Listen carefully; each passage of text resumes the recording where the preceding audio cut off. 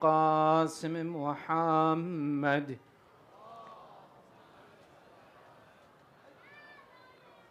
وعلى آله الطيبين الطاهرين المعصومين واللعنة على أعدائهم أجمعين من الآن إلى قيام يوم الدين. أما بعد، فقد قال الله تعالى في محكم كتابه الحكيم: بسم الله الرحمن الرحيم. يا أيها الذين آمنوا كونوا قوامين بالقسط شهداء لله ولو على أنفسكم أو الوالدين والأقربين أن يكونوا غنيا أو فقيرا فالله أولى بهما فلا تتبعوا الهوى أن تعدلوا وإن تلموا أو تعرضوا فإن الله كان بما تعملون خبيرا. آمنا بالله صدق الله العلي العظيم. صلوا على محمد وآل محمد.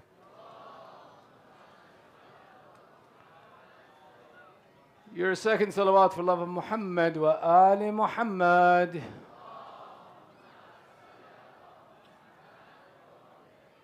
And to hasten the reappearance of our master of our time, your loudest of salawat ala Muhammad wa Ali Muhammad.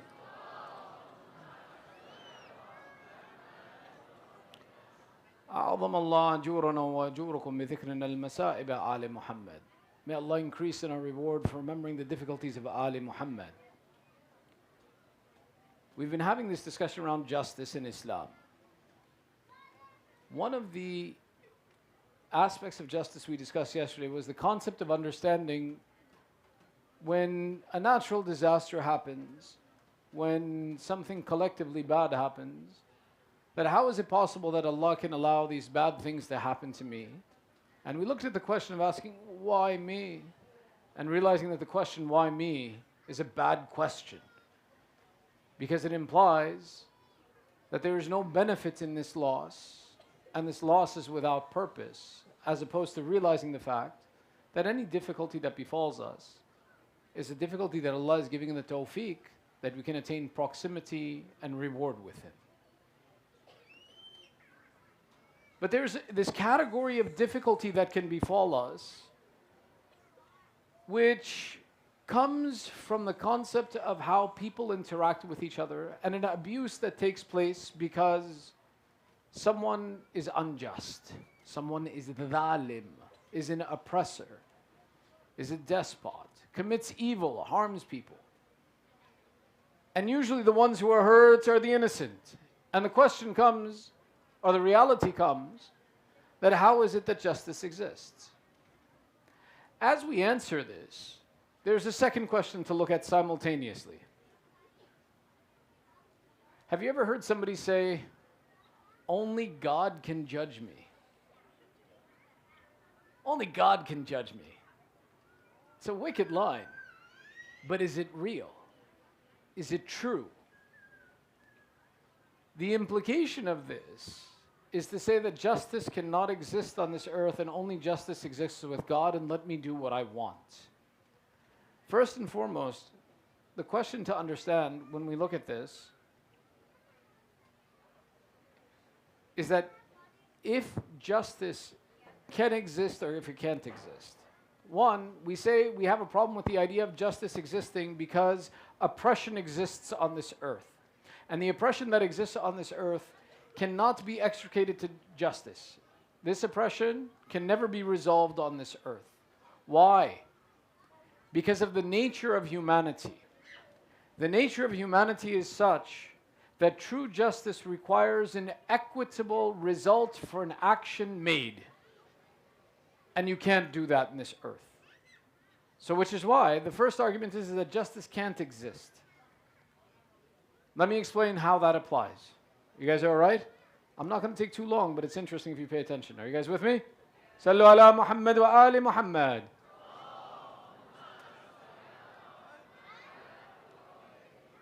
A doctor saves a life. Let's say the patient is 20 years old. A doctor comes in and saves the patient's life. Patient now lives for 60 years after that moment that the doctor saved his life. How was the doctor compensated for his saving that life? Could you say that even one day of his life increased because of he adding 60 years to the life of a human being? No. A doctor may save 1,000 patients, 100,000 patients. Can you say for any one of the good deeds that he does, his life was extended equally to what he gave to somebody else? No. The argument presents that justice cannot exist. The second point that we take a look at, an oppressor, a zalim, kills innocent people. He kills, for example, a child who was going to live to be 100. And the evil man kills this child at the age of 15. Can I punish that zalim and take 85 years from his life that he took from a child? Can I take the equivalent of all of those days from his life that he took from other human beings? No. The most I can do with a zalim is that if he kills 1,000 people, na'uzubillah, 1,000,000 people, the worst thing I can do to that zalim is kill him one time. So the argument presents and says that justice is impossible. It's not capable of being done in this world. But you see, Allah never promised that His justice would be extracted in this world. Allah promised that He will be the one who is dhun intiqam and will take justice and will take account for the actions that are done. It was never made that people have the ability to extract true justice. Hence, the necessity of religion, that in the absence of yaqeen in Allah, in the absence in belief that there is a creator, there is no way for equity, fairness to exist in humanity and society. So when we take a look at the world and we see that there is injustice and oppression, and then that there are those who abuse their power, abuse their right, there are those who have by oppression enriched themselves, and there is nothing I can do to take that away from them. The goal is not hopelessness. The goal is in certainty of understanding that there must be a nizam in order that brings humanity into justice, that resolves the oppression that exists. And the reality of it, we know, has to exist outside of this life. Why? Because of the fundamental limitation in this life, that this life does not increase nor does it decrease. It has the same attributes whether I am the oppressor or I am the oppressed. It doesn't change. So meaning that justice has to exist outside. There must be something beyond this realm, beyond this existence, where justice will exist. And this is what Allah promises us. When, for example, we see Allah in the Quran makes a statement, فَمَن يَعْمَلْ مِثْقَالَ ذَرَّةٍ خَيْرًا يَرَى وَمَن يَعْمَلْ مِثْقَالَ ذَرَّةٍ شَرًّا يَرَى. Allah makes this promise, which is one of the most absolute, certain promises of giving you the belief that there has to be more to existence than this life, is where Allah elaborates and He says the depth and specificity of justice is that if there is a dharra, an atom, a grain, the smallest level of existence, of oppression that has existed, it must be compensated for. And if there is an atom's weight of goodness that has been done, it must be compensated for. Intellectually speaking, it is one of the most definitive proofs that I can have, the most logically consequential proofs that I have, that there is a benefit to good and there is a disadvantage to harm. Because if I look at the world in a material context, I can't come to the conclusion that life is fair, that there's any way for this world to have equity within it. The ends of time are the worst period of time. This dawr, our dawr, is the worst period of time in history for this example. Because in this time, and this is important to understand, everyone fits into one of two categories. إِمَّا ظَالِمْ أَوْ الْمَظْلُومِ. Or you're the oppressed. You guys, let me explain. Are you guys okay? Ready? Sallu ala Muhammad wa ali Muhammad.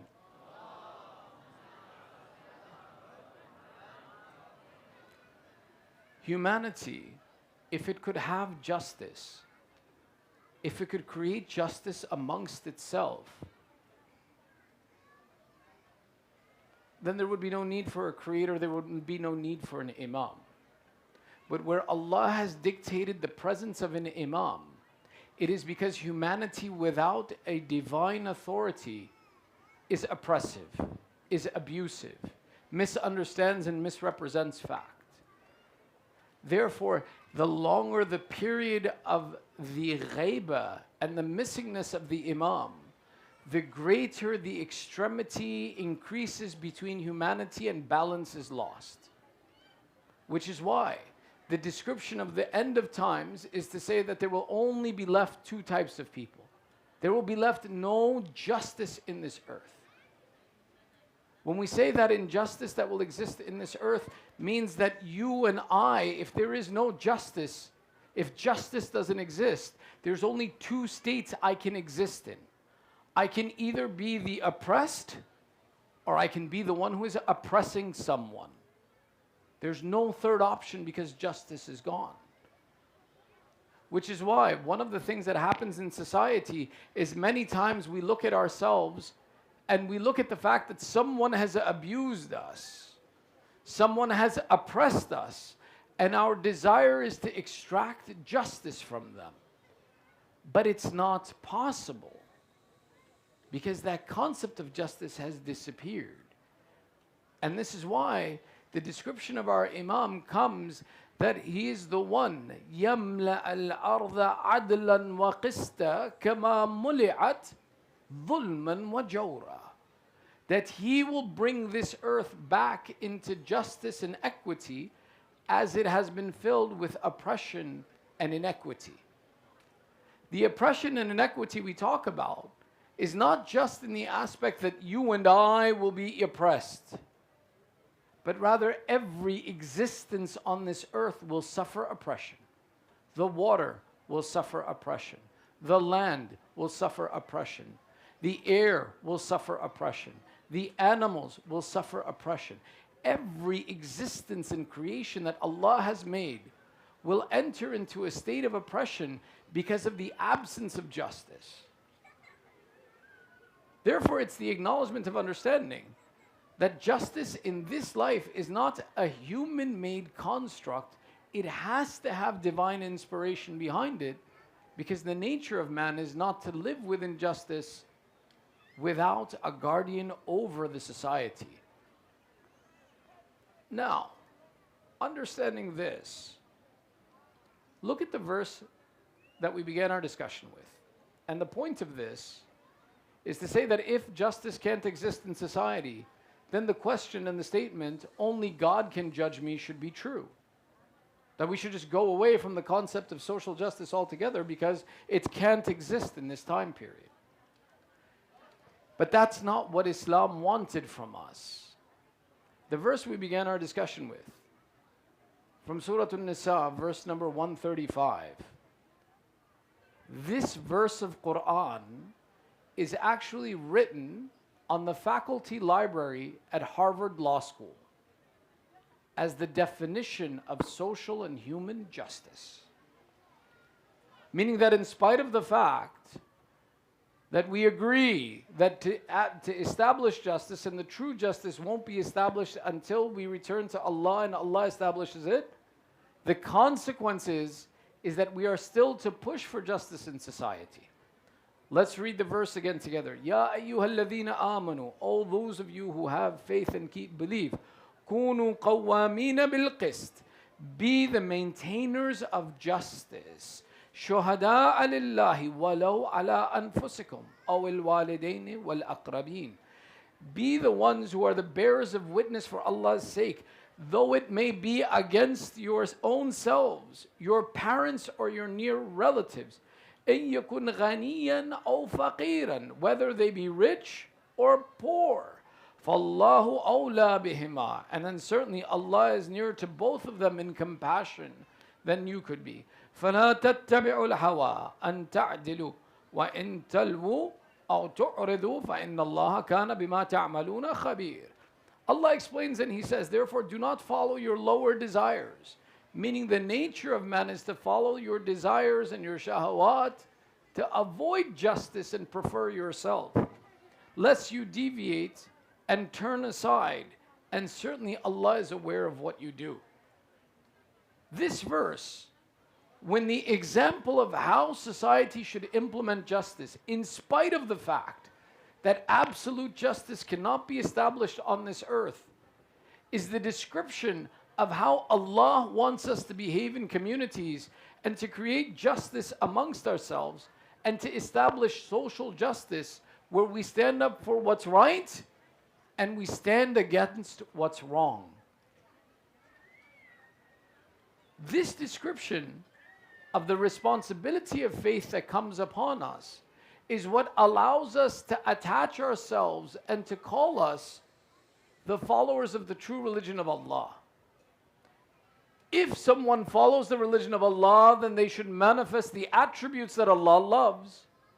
And Allah loves that justice should be present in society, though it be against yourself, your family, your loved ones. Whether they be those who are poor and are going through difficulty and are oppressed, still treat them with the justice that they deserve. Whether they be rich and powerful, do not let that influence your opinion of justice. Rather, enact justice the way Allah intends for it to be seen. This dichotomy that exists, that true justice cannot exist on this earth, does not mean that our obligation to justice ends. We have to be the ones who implement justice in society at every opportunity that we get. Sometimes there are very difficult conversations to understand how it is that justice should be implemented. Here we can look at the examples in the seerah of Ahlul Bayt to see what is the attribute of justice and how it is established in a community in spite of the difficulties. And we'll share two examples. 3 if you're good, but 2 is what it looks like tonight. The first of these examples, Sallu ala Muhammad wa ali Muhammad.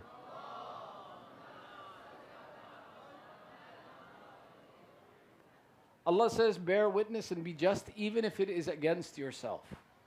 One of the periods where the divine aspect of social justice can be demonstrated is the period of the Khilafat of Amir al-Mu'mineen. Why? The longest period of temporal leadership by an Imam existed only in the life of Amir al-Mu'mineen. Therefore, the examples of how justice should exist, we can refer back to his life and find these examples. And tomorrow night, inshallah, we'll spend more time and give even more examples. But briefly tonight, there's a description that says Amir al-Mu'mineen walks into the market and at a shop, he sees a piece of armor that belongs to him.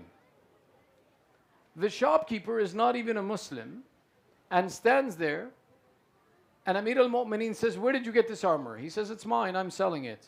Amir al-Mu'mineen says, it's my possession. Shopkeeper says, it's in my shop, I'm selling it. Amir al-Mu'mineen says, but it's mine. How can you sell something that's not yours? The shopkeeper again insists, I'm selling it in my shop, it's mine. I have it, I had it made, it's mine to sell. Amir al-Mu'mineen says, then let's go to the judge to resolve this issue. In the city of Kufa, the famous judge in history is Shuraih al-Qadhi.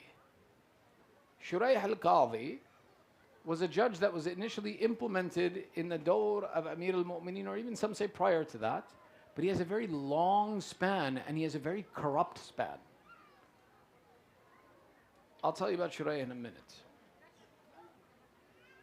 Amir al-Mu'mineen and the shopkeeper stand in front of the judge, And the shopkeeper stands with pride.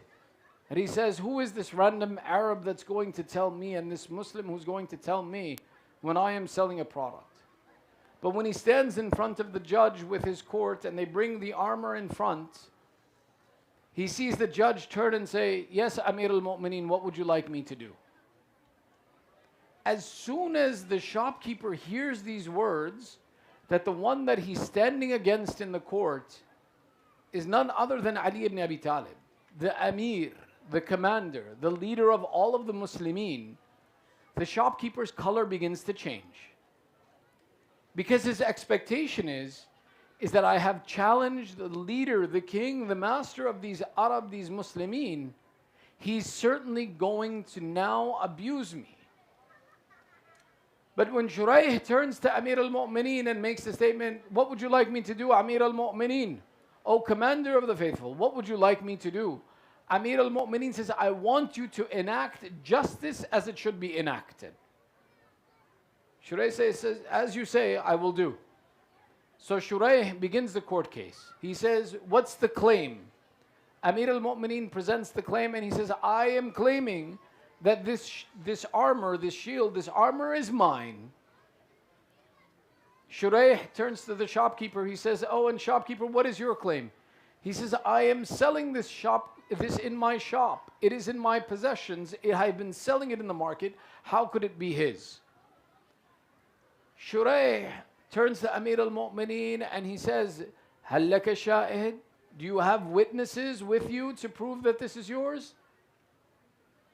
Amir al-Mu'mineen replies and he says, no, I'm telling you it's mine, but I don't have witnesses to this fact. Shuraih replies and he says, Ya Amir al-Mu'mineen, as you have taught us, in the religion of Islam, there is the concept of qa'idat al-yad, that possession is a proof of ownership. This rule of possession being a source or a proof of ownership is one of the fundamentals in Islam. Today, when you go into the market and you go to a shopkeeper, do you ask the shopkeeper, are you the rightful owner of this product? Do you have the right to sell this product? No. If you see it in the shop, the understanding is that this is the shopkeeper who has listed this item. He has the right of ownership, and if I exchange with him money, he will give me this object in return, and then the ownership will be mine. This rule has made the buying and selling and the yaqeen, that everything that you own is truly yours, possible. Had this rule not existed, we would never be in certainty that are my clothes legitimate? Is my house legitimate? Is my home, is my food legitimate? No. Qa'idat al-yad solved all of these problems for us. And which is why Shuraih turns to Amir al-Mu'mineen. He says, Ya Amir al-Mu'mineen, in the absence of witnesses, the fundamental rule, as you have taught us in the religion of Islam, is ownership is one of the proofs, or possession is one of the proofs of ownership. This shopkeeper has possession of this item, therefore we have to respect the fact that he has ownership. Amir al-Mu'mineen turns and says, I accept. I take the ruling against me, and the shopkeeper can keep this piece of armor.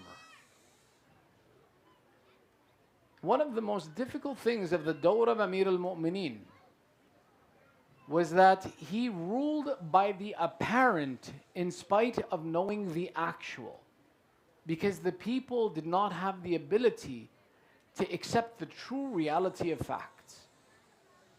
All of our A'immah were those who ruled and dealt with the apparent in spite of knowing the truth. There is only one of the A'immah who has the right that when he will rule, he will not ask for any witnesses. He will not ask for anyone to bring proof. He will tell us the true proof that exists with Allah and the reality that is hidden from the sights of man, and that is none other than Sahibul Asri wal Zaman, Ajjalallahu Ta'ala Farajahu Sharif.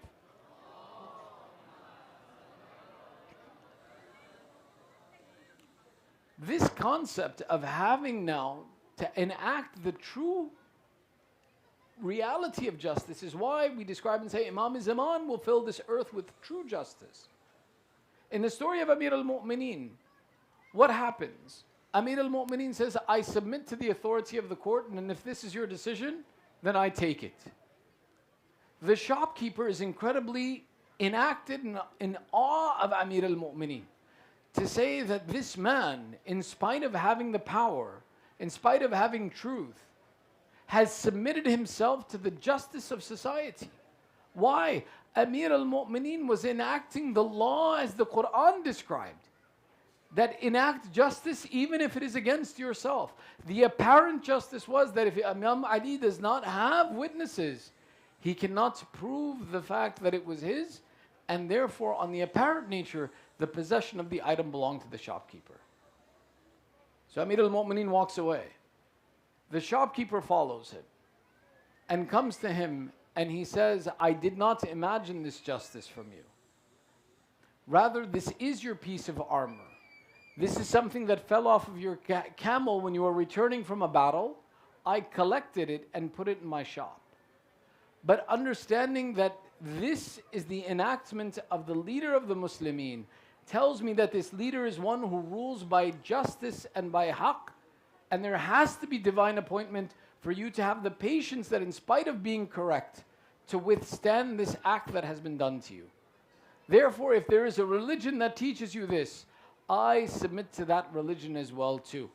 And he recites his Shahada and becomes a Muslim at the hands of Amir al-Mu'mineen, Ali ibn Abi Talib alayhi salam. Sallu ala Muhammad wa ali Muhammad.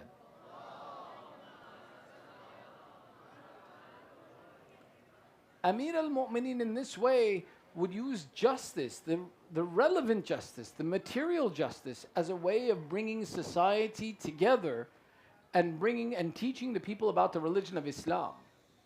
That in spite of what reality looks like, we support the concept of justice and presenting justice in society. This principle is something that Amir al-Mu'mineen taught throughout, including in his letters that he wrote to his governors and leaders.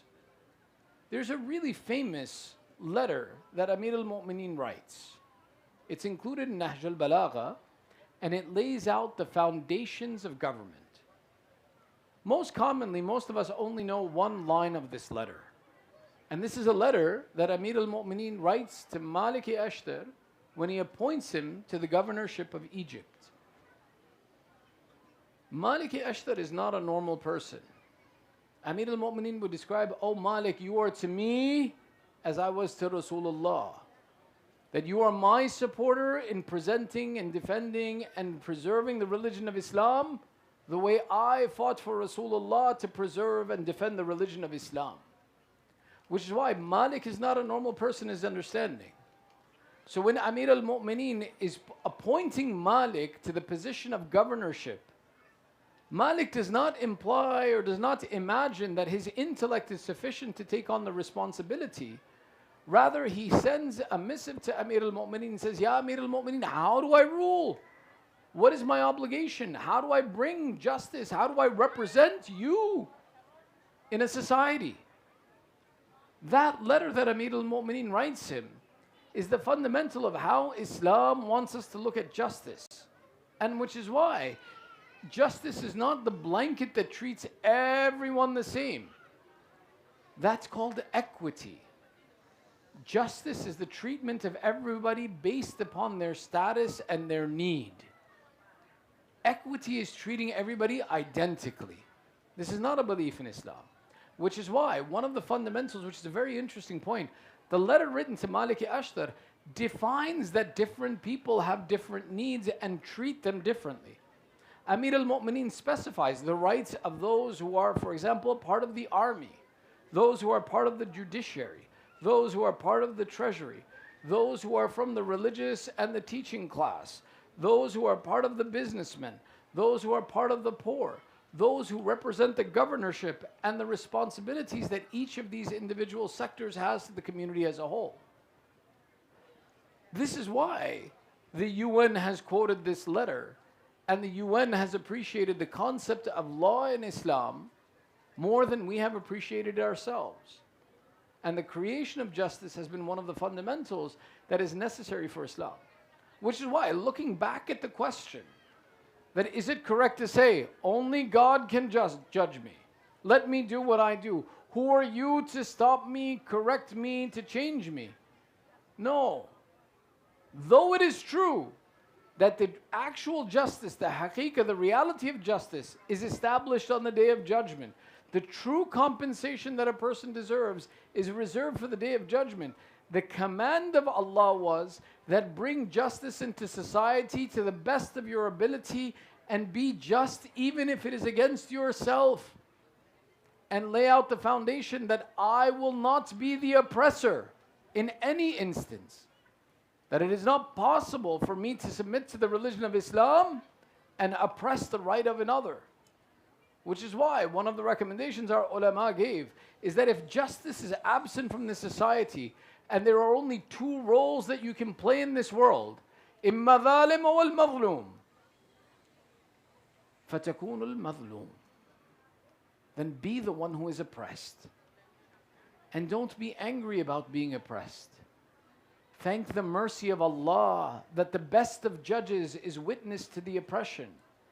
And that the best of judges is the one who will restore your right.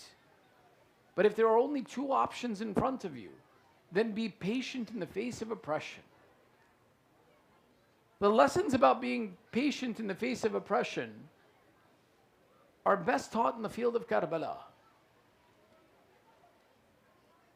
When you look at, for example, tonight we are discussing the sons of Imam Hassan. There are three sons who participated in Karbala from Imam Hassan. One is this Abdullah ibn Hassan, who at the time of the death of Imam Hassan was either not born or just born, which is why in Karbala he's at the age of 11 roughly. The other son is Hassan al-Muthanna. Hassan al-Muthanna is the oldest of the sons of Imam Hassan, and it's narrated that he fought in Karbala, but he was not killed. He was injured and taken away by relatives, and his life was saved, and he lived on after the event of Karbala. The third of these sons is the one who we commemorate tonight, who is known as Qasim. Why, of the three sons, do we commemorate this one? There's a reason for that. Because this example of this son is an example of the extreme oppression that was done against Ali Muhammad. Why? They describe and say that this Qasim was not yet 15 years of age, maybe 13 or 14. He was maybe 3 or 4 years of age when his father passed. The entirety of his consciousness, he has been raised by his uncle Aba Abdullah, which is an explanation of the love between these two, that if you raise a child, where though he may not be your son, but he looks at you as his father for the extent of his life, for the extent of his memory, what is the relationship between such two people? The Shahadat of Qasim does not begin in Karbala. The story of the Shahadat of Qasim begins 10 years early at the Shahadat of Imam al-Hassan. There is a moment when Imam al-Hassan is overcome by this poison. Imam Hassan would describe himself in the days of his Shahada. He would say, I have been poisoned many times, but I have never been poisoned by such a vile poison as this. Imam al-Hassan suffered for a period of 60 days after he was poisoned.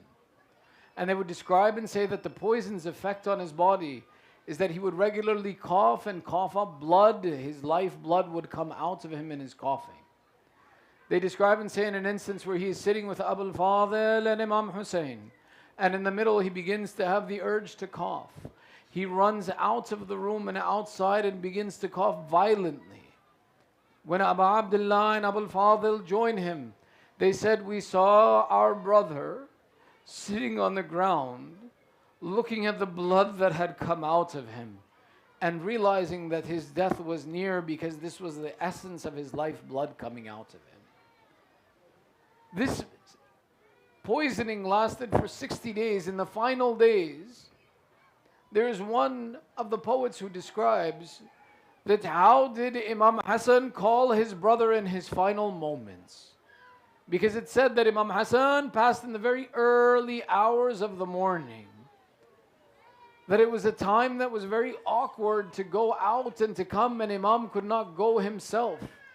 And there was no one awake in this house except for this Qasim, a child of 2 or 3.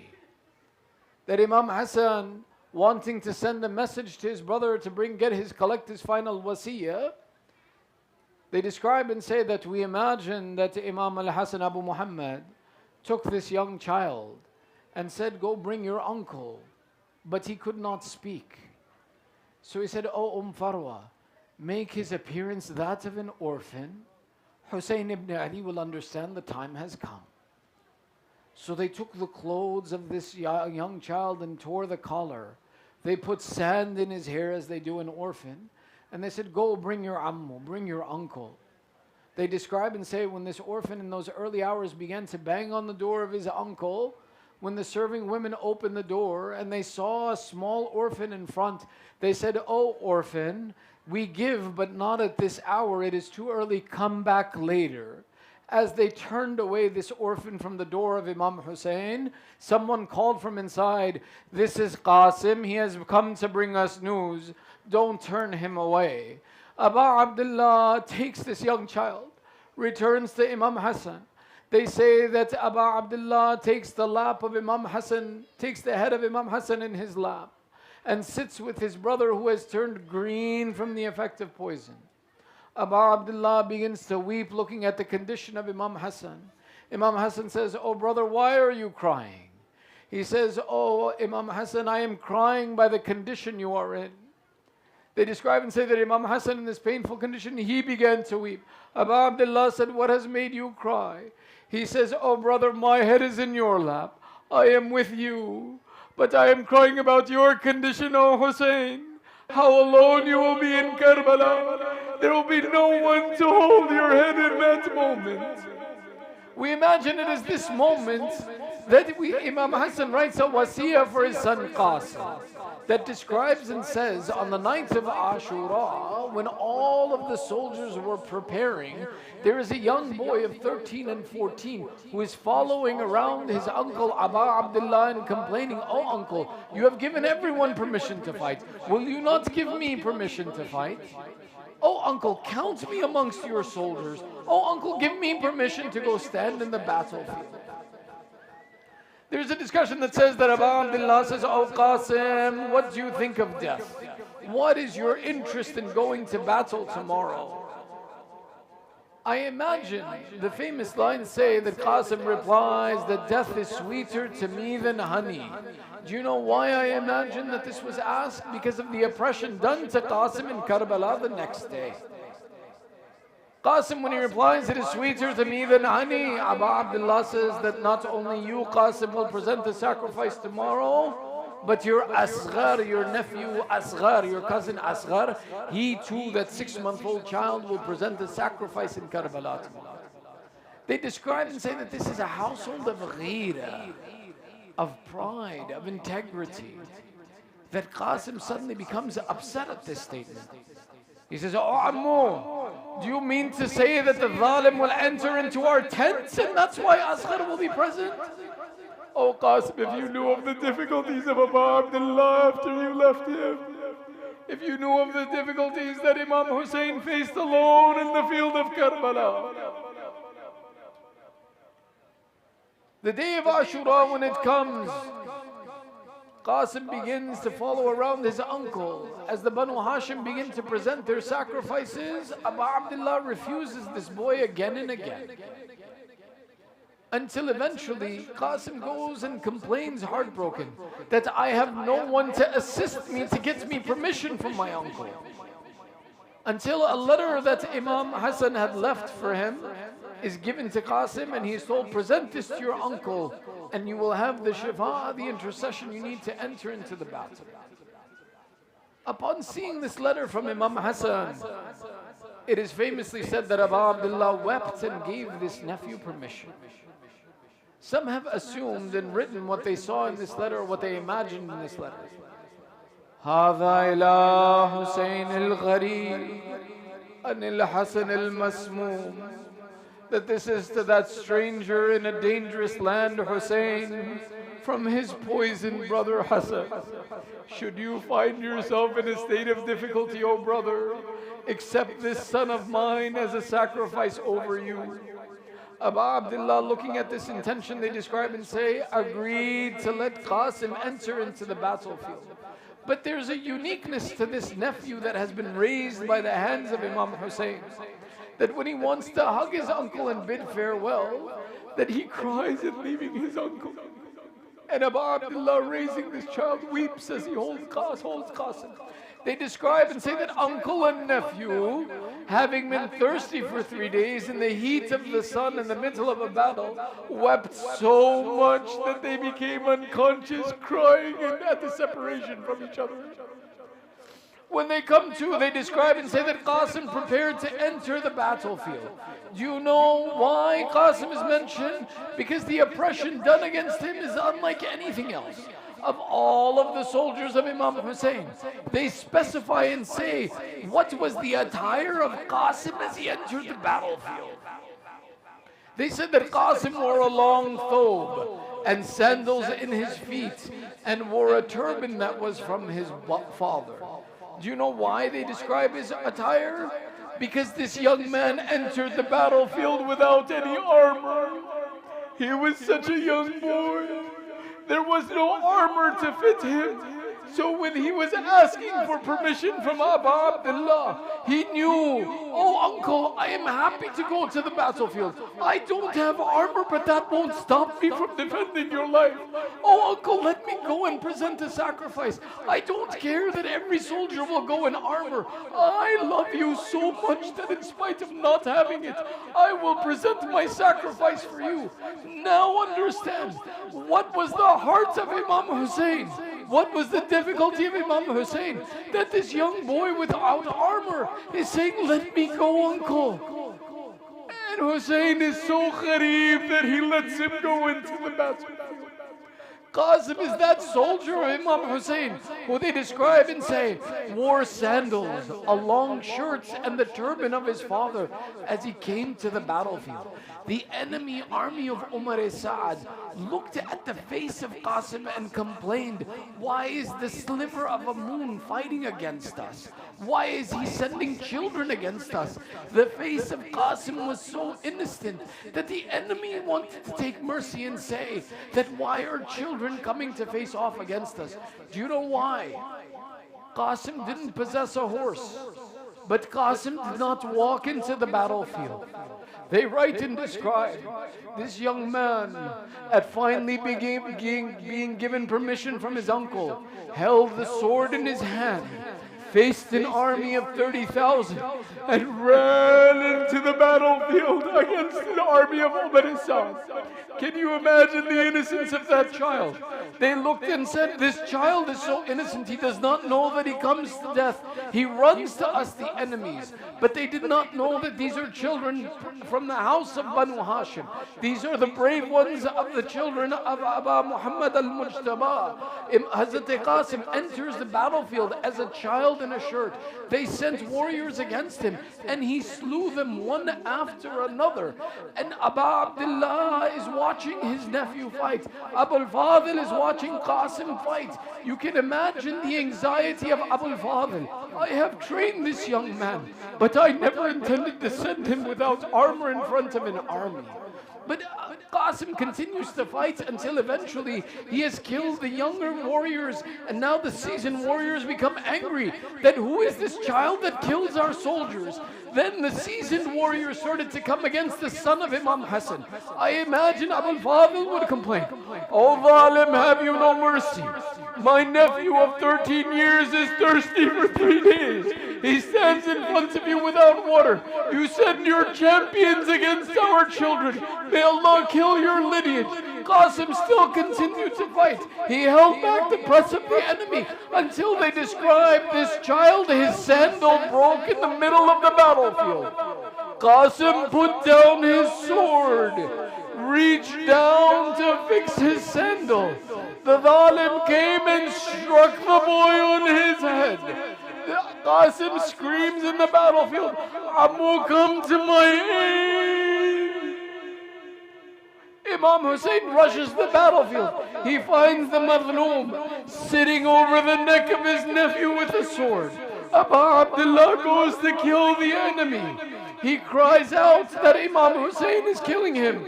Army of Umar Asad comes to break the stance of Abu Abdullah and push him away. In the process, the son of Hassan is trampled in the field of Karbala. The horses take the body of Qasim and crush his body in pieces. They describe and say when the press was removed, Abu Abdullah sat on the ground of Karbala next to his deceased nephew and recited poetry complaining how unfortunate the uncle that his nephew calls to him and he cannot come to his aid. They describe and say, Abu Abdullah lifted the body of this child. But there is something unique in the attributation of this janazah. They say Hussain ibn Ali lifted the body of Qasim, but as he pulled him to the tent, the feet of Qasim would drag on the ground. When this was written in history, that the feet of Qasim dragged on the ground as Abu Abdullah carried him, they asked the question. They said, how is it possible that a boy of 13 is carried by a grown man? He should be able to easily lift him and carry him. They describe and say there can only one of two ways that Abu Abdullah would lift the boy, but could not lift him high enough off the ground that his feet were touching the ground as Abu Abdullah carried him. They said, one, that Abu Abdullah was so mournful over the death of his nephew, he could not stand up straight anymore. And he was bent forward as he carried the body of Qasim. The more likely answer is the second, that says that they had trampled the body of Qasim so badly that when Abu Abdullah would hug his nephew to his chest, his body had come apart in pieces, and all of the pieces of Abdullah could not contain. So some of his feet would drag on the ground as Abdullah grabbed the chest of his nephew.